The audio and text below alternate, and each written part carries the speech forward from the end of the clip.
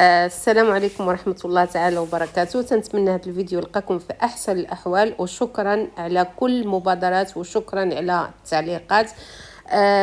وهذا الفيديو غادي نبداو كما تيقول المثل المكسي ديال الناس عريان.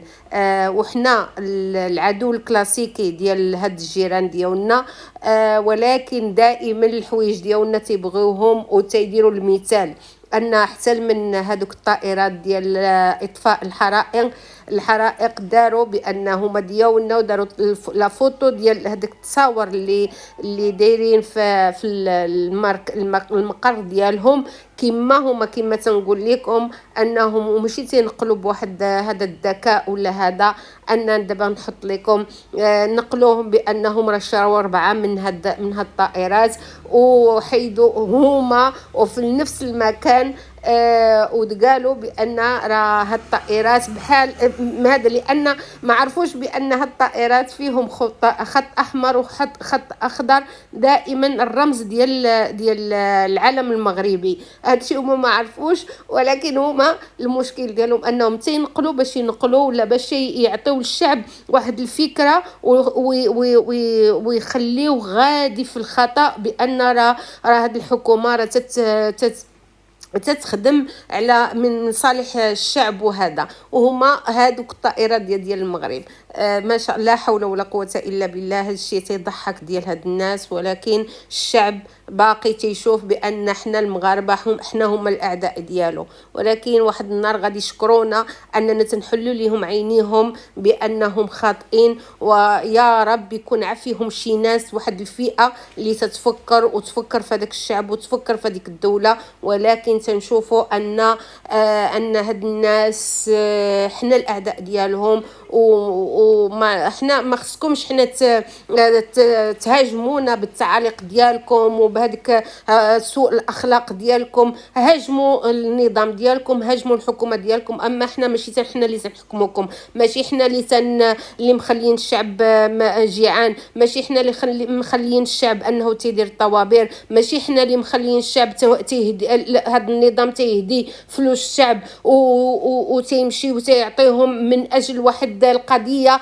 اللي تيشوفوها بانها فاشله، ما عندهمش حتى شي الراسون باش يديروا هذا الشيء. والوسيله الوحيده اللي عندهم انهم باغيين يفرقوا المغرب وباغيين يشتوا المغرب وباغيين يفرقوا الوحده الترابيه ديالو. ما تصوروش ان هذا النظام شوف اشنو وقع في هذه الحرائق ديال الاخرى اللي جرات في الجزائر، والناس تشردات والناس بالخيام مساكن، ومشى هذا النظام اش تيعطي مساعدات لكوبا لهذا الاعصار اللي جاها. شكون اللي احق بهذه الفلوس؟ ولكن الشعب ما بغاش يستوعب هذه الحقيقه. الشعب دابا شغلوا ليه راسو بان المغرب راه هي العدو، ولكن اش غادي نقولوا؟ حنايا تنقولوا الحقائق، بغاو يقتنعوا، ولكن حنا اللي مسن بلادنا ولا اللي قال كلمه العار وكلمه خيبه على بلادنا ولا على مليكنا، احنا له بالمرصاد. عيب كبير وخلاص، حشومه وعيب، وما فهمناش واش من مستوى راكم فيه. عرفنا اي لغه نهضروا معاكم. المشكل هذا تاع ندره المياه ورانا رايحين به وين؟ والله العظيم ورانا رايحين به. البلاصه اللي راني فيها درك جاري بعد واحد البنو يسقسي اسكل ما عندنا ولا ما عندناش، حسب غير هو راح له الماء مسكين في 3 جور ما كانش. حنا كاع لاباس، كاين بلايص في تمراست 10 ايام، شهر، 20 يوم ندره المياه. الجزائر العاصمه اللي من مدن الساحل وما فيهاش الماء. الجزائر ما فيهاش الماء، والله لاعب كبير حشومه. واش راكم تمارسوا معنا؟ راكم ديرونا في تعطيش الشعوب، راكم تمارسوا معنا في حرب السدود، ورانا رايحين. شوفوا هذا الفيديو راني مخلي لكم اخوتي، شوفوا الجزائر واش فيها، والله غير قلبك يتقطع. حسبنا الله ونعم الوكيل. ان شاء الله انا الحاجه اللي ندعيها لكم، الدعوه هذه ما نتمناش لعدوك، بصح نتوما ندعيها لكم، نتوما اللي راكم متسبين في هذا الفشل تاع ماكمش فاشلين، نتوما ماكمش باغيين تخدموا.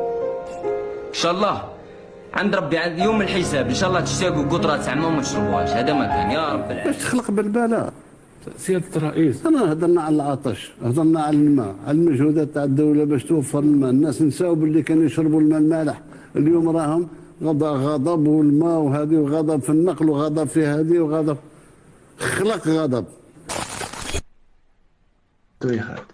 شفت سي اكلي هاو سي تبون قال لك الماء وهذه كل لخلق البلبله، كنتوا تشربوا في الماء مالح، اليوم الحمد لله جا تبون ورجع لكم الماء حلو الله يبارك. بون ما كانش ميكون جا كان كنتوا تستطعموه حلو والله كان يعني حلو والله غالب برك ما كانش باسكو كاينه مؤامره. وحتى العدس وقطعوه، العدس يا خالتي واللوبيا والروز وغلا على المواطن. فتقول له يا شيخ هو العدس شكون ياكلوا في الصيف؟ سما الناس حابه الماء. لا لا لا عدس قطعوه يا خالتي، اقسم بالله اللي يحكموا يقطع في العدس. هذا هو الخطاب على العموم يعني في افكاره يا خالتي، كلش عباره عن مؤامره. كان قادر ربما رئيس اخر يقول الله غالب خاوتي احنا بالعقل والازمه الاقتصاديه العالميه وراني ننظم فيها البلاد، تعرف ما زالت الناس تاع رشاوي وما زالت الناس وما زالت المضاربه ما زالت يعني عقابها بالعقل. لهنا كنا نقولوا سي نورمال بالك ربما 4 سنين ما كفاوهش ولا 3 سنين باش يستركتوري البلاد ويعدلها قد والناس تعود عندها امانه نقولوا. بس حتى في العدس مؤامره، حتى في العدس يا خالتي نقولوا لها راهي مؤامره لخلق البلبله. يعني هذاك كي ما يلقاش العدس راح يروح يكسر ولا يروح يطالب بتغيير النظام. صار مسكين اللي ما خلصش 14 شهر ولم يطالب بتغيير النظام، هو اللي ما خلصش يا سيدي.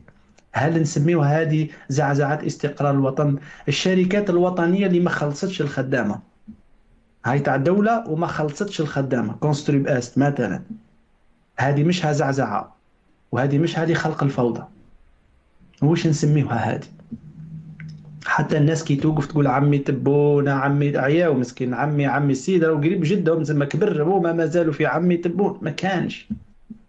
ولكن معلش دوك نرجعوا للمكالمات وباها سي اكلي تكون عنده على الاقل الاجابه، ما يخلقناش بلبله ويقول للناس روحوا للوالي طالبوا على الماء. الماء راهي مؤامره يا جماعه، وهذه المؤامره لخلق زعزعه ولا لتهديد استقرار الوطن. هذا راسن الدجاج شعب لاباس به الله شان الدجاج دي شو نسى شوف نسى بابا العجايز العرايس مطلقه مزوجه عبيقه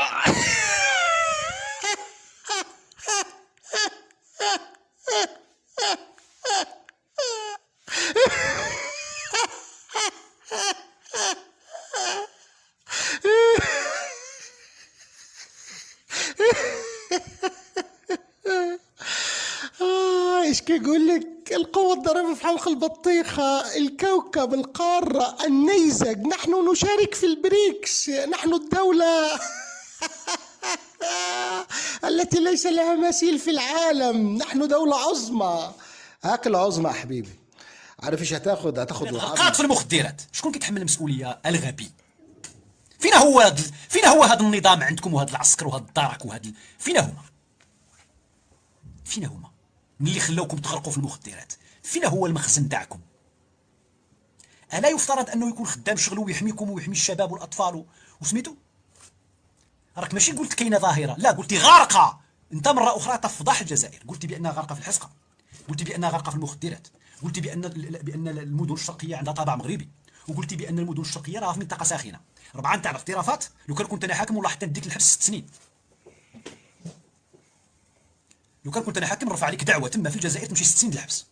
اهانه الدوله وتبخيس وتسفيه ديال مجهودات الدوله، واظهار العديان المراركه بان الدوله نتاع الجزائر ما كيحكم فيها حتى واحد.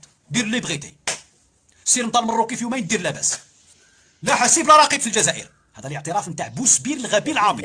ملي كنت صغير وبويا وجدي تاريخ يشهد توجور من وقت الملك محمد الخامس رحمه الله توجور المغاربه قدموا لنا يد المساعده، ولكن حنا نكارين الخير. العصابه باسمي وباسم كل الاحرار الجزائريين يا خوتي المغاربه اسمحوا لنا، ما تحسبوش باللي احنا كاع كيما هكا. هذاك ذباب الكتروني، هذوك ولاد انيطه، وهذيك عصابه مافيا تبونيه، هما اللي باغيين يديروا لنا الفتنه. ولكن احنا الجزائريين الاحرار اقسم لك بالله المغاربه يقعدوا خوتي الى يوم الدين.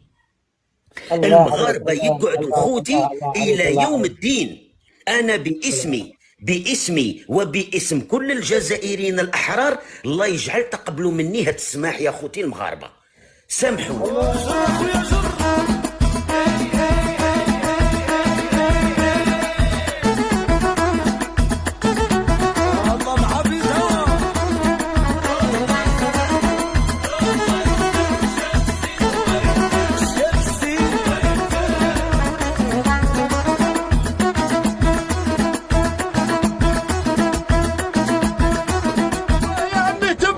قلتي لهم غنبلع الحداده بالجدار مع المروك، يا وسع المروك هي اللي باغا تبلع معاك الحداده بالجدار. انا نقلب لك الكاميرا وشوف بعينك يا تبون، ما رانيش نكذب عليك يا ابن عمي. مغربنا حر العلام هازين، ناويين الخير ودعوة نردوا العين ونقولوا كي قال سيدنا اللهم كبر حسادنا، اللهم كبر حسادنا،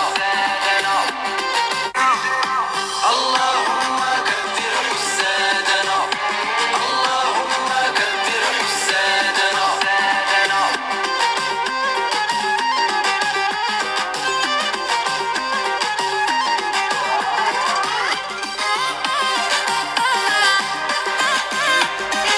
وصلنا خوتي لنهاية الفيديو، وتنتمنى ينال الاعجاب ديالكم وشاركتكم هاد المعلومات وهاد الفيديوهات. وكما يقول المثل الكلاب تنبح والقافلة تسير.